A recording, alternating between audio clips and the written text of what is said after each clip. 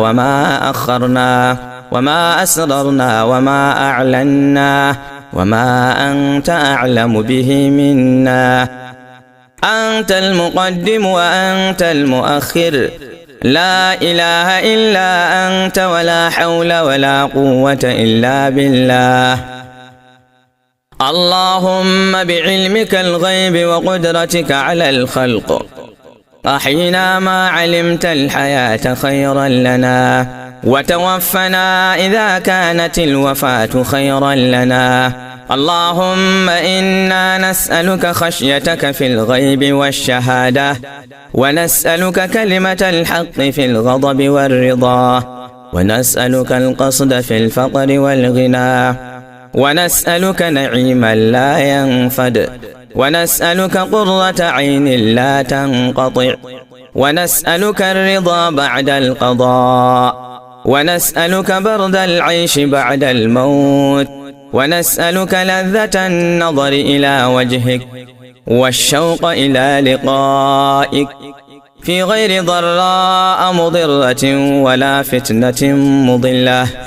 اللهم زينا بزينة الإيمان واجعلنا هداة مهتدين.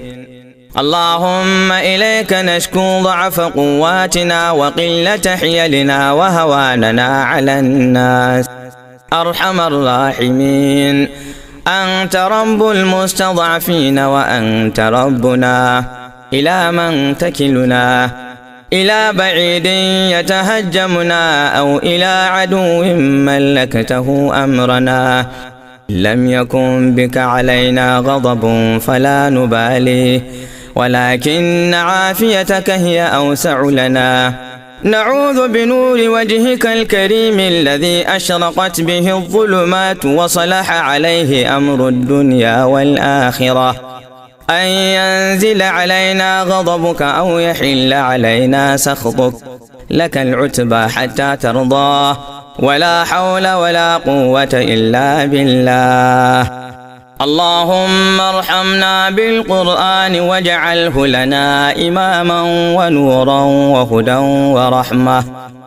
اللهم ذكرنا منه ما نسينا